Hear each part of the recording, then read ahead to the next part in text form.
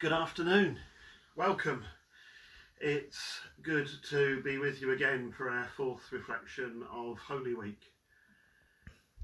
Welcome to St Matthew and St Wilfrid, Sunderland.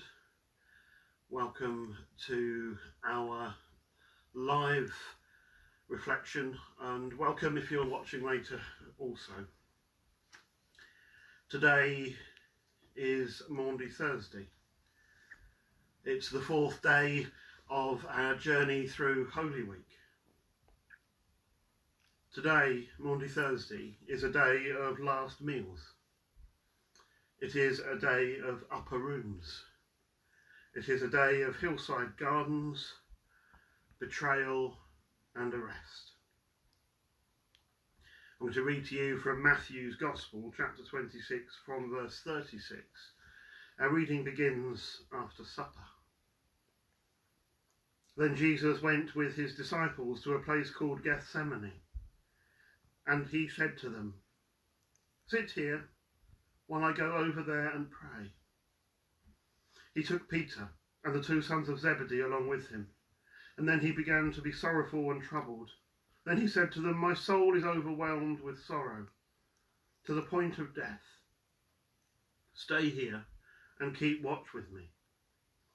Going a little farther, he fell with his face to the ground and prayed, "My Father, if it is possible, may this cup be taken from me. Yet not as I will, but as you will."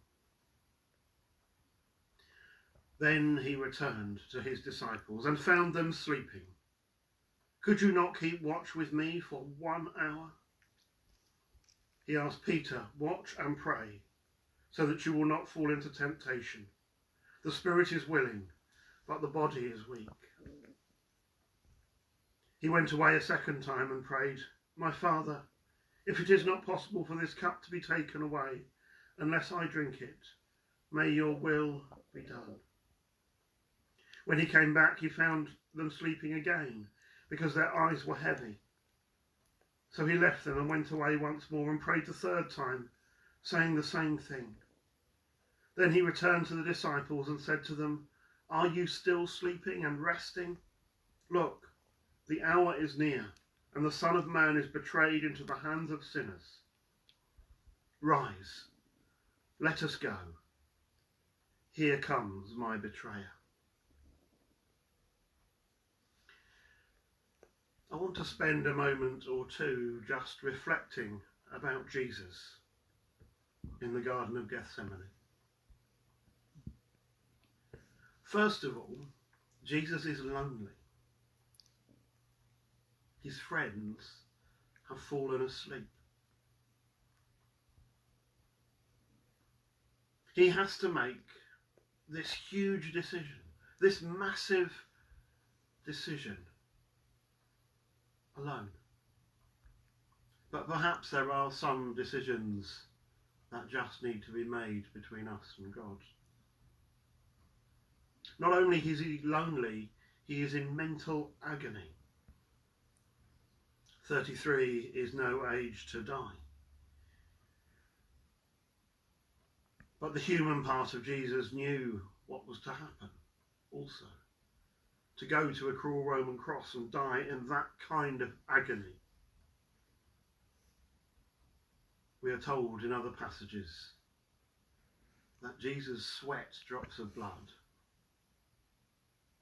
He was so fearful.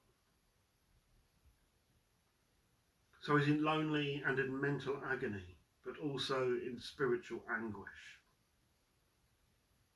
That prayer.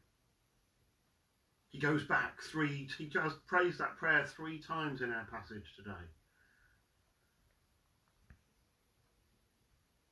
Yet not my will, but yours. He accepts the cup. He accepts the cross.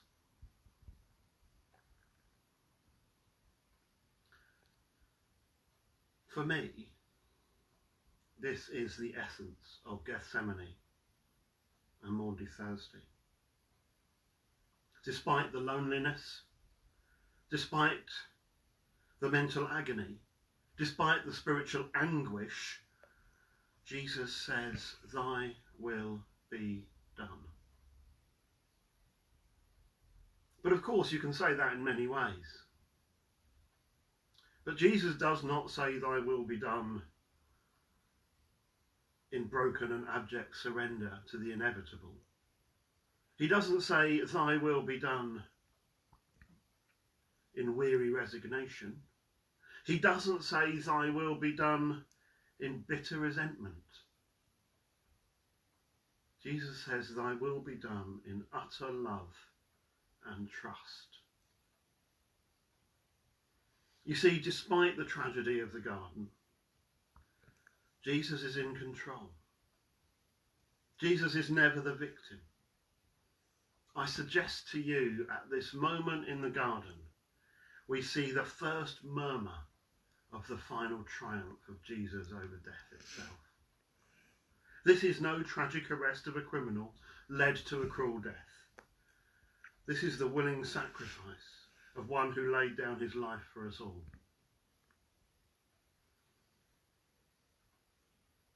And so the question I have for you to reflect on today is, how do you respond? What business do you need to do with God and God alone as we reflect on the garden in its tragedy and how it points towards triumph? Thank you for joining us today. We'll be back tomorrow at 1 o'clock, Good Friday, to reflect some more. May God bless you all.